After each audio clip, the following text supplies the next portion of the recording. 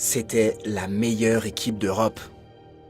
Mais aujourd'hui, ce géant italien est au fond du gouffre. Alors, qu'est-ce qui est arrivé au Milan AC?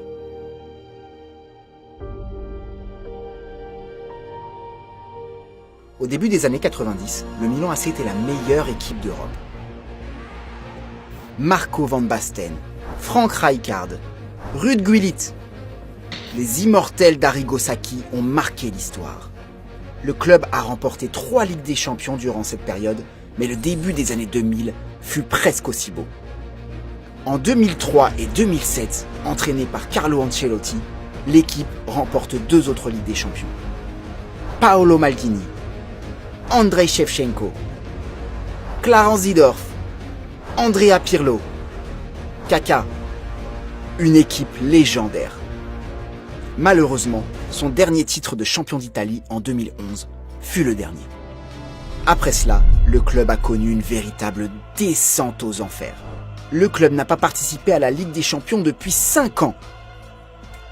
6e de Serie A ces 2 dernières années. 10e en 2015.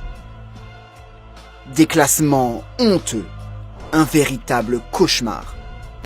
Plusieurs choses expliquent cette chute vertigineuse. Le passage de témoin après les années dorées a été très mal géré. Alors que le club était encore au sommet en 2011, Silvio Berlusconi a totalement changé sa philosophie. En dehors du terrain, il n'a plus compté sur les anciens du club comme Maldini ou Leonardo. Mais surtout, Berlusconi ne voulait plus dépenser d'argent pour acheter des grands joueurs comme il l'avait fait par le passé. Il voulait avant tout vendre ses meilleurs joueurs à prix d'or tout en comptant sur les jeunes talents du club. Thiago Silva et Zlatan Ibrahimovic ont été vendus à prix d'or au PSG en 2012. Andrea Pirlo a été offert gratuitement à la Juventus. N'importe quoi.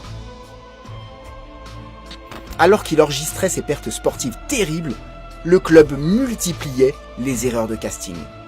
Robinho, 18 millions d'euros. El Shaarawy, 15 millions d'euros. Alessandro Matri, 11 millions d'euros. Andrea Bertolacci, 20 millions d'euros. Certains joueurs comme Pato étaient attendus au sommet. Ils n'y parviendront jamais.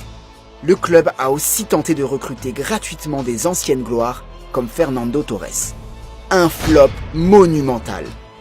Lentement mais sûrement, le niveau du club a dramatiquement chuté. Le Milan AC a glissé vers l'anonymat. Lorsque Berlusconi vend le club à des propriétaires chinois en 2017, on pense que le grand Milan AC va être de retour. On est loin de la réalité. De nouvelles erreurs de casting, comme Leonardo Bonucci, Kalinic ou André Silva, ont plombé les Rossoneri.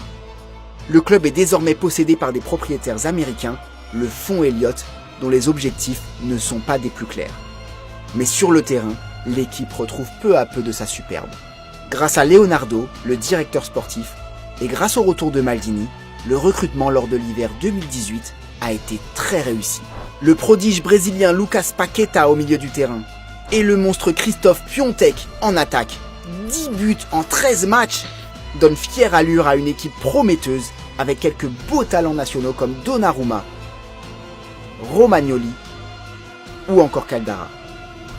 Une équipe qui pourrait enfin retrouver la Champions League l'an prochain.